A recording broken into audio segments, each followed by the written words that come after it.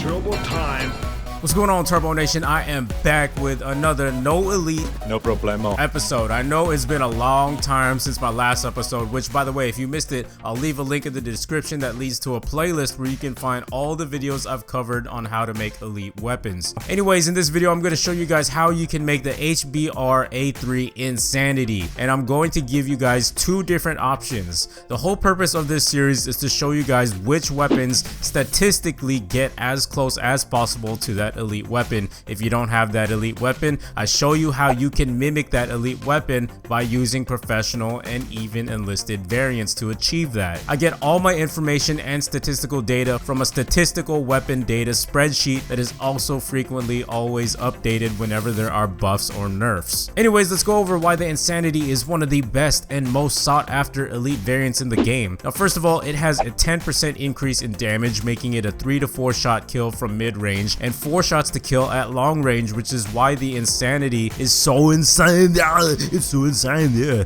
it's probably where they got the name from, and that's not the only reason why this weapon is pretty godly. It also has a 20% increase in fire rate, making the first 3 shots of the Insanity at 1000 RPM and the rest at 750 RPM. Now, what I mean by the first 3 shots is that this weapon is one of those weapons that have an increased rate of fire starting at the fire of your weapon and gradually becomes slower. But the normal HBRa intro RPM is at 857 and then the rest is at 625. So we're getting a pretty huge rate of fire buff in the Insanity, which means your time to kill enemies will be much faster, and this is why this weapon is such a beast.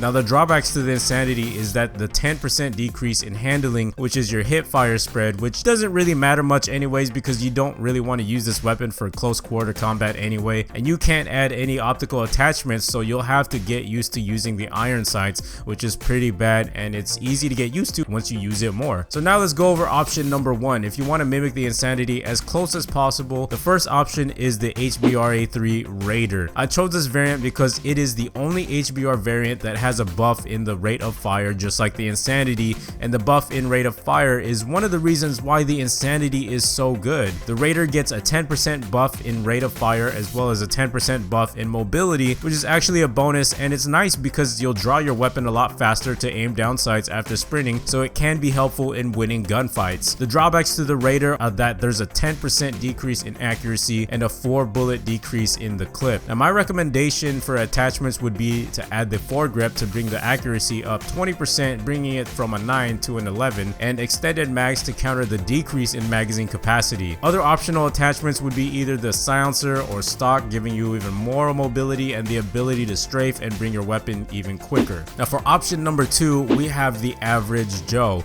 This is a variant that anyone can get guaranteed without a supply drop because you earn it after 300 kills with the base HBR. I chose the Average Joe because it has a 10% increase in damage just like the Insanity. Again, this is the only other HBR variant that has an increase in damage, which is why I chose this weapon, and the stats aren't too bad for it either. You also get a 10% increase in range, which means all your long range shots to kill will always be 3 to 4 shots. Now, the only drawback to this weapon is the 20% decrease in handling, which again isn't at all that important and nothing you should be worried about. As for my recommended attachments, you can literally put whatever you want on this and it'll still be an awesome weapon. Now, me personally, I would probably use silencer because I like to stay stealthy most of the time, foregrip and stock. This is all I have for this episode. Remember, you can always slap on that gold camo or royalty camo to make it feel like you own a true elite weapon. Please don't forget to leave a like if you want to see more episodes like this and you found this video helpful. Come on, punch it, do it, come on, do it now. And subscribe for more Call of Duty content, and I'll be back. Yeah!